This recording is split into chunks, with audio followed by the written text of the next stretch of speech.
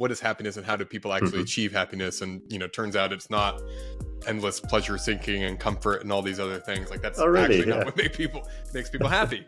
But he was talking about, and maybe I'm stretching a bit here, but it just made me think of it.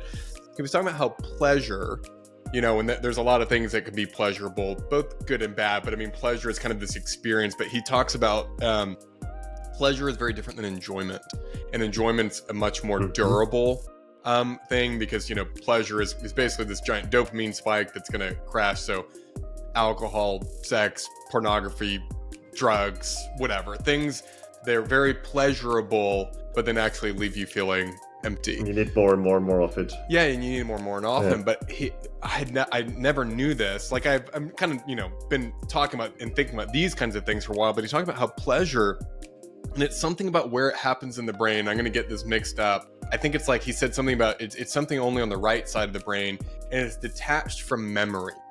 So like pleasure, it's not triggering the memory senses in the brain. It's just kind of releasing feel-good chemicals, versus enjoyment. There's a connection to memory. And so he was using relationships, like social interactions, and the way he described enjoyment was really nice. But it reminds me when you said something about like going out and recognizing things. And there's a sense of memory there, whether it's, kind of like conscious memory or subconscious memory. And that it actually can bring more enjoyment to your daily life and to people's daily life and sense of well-being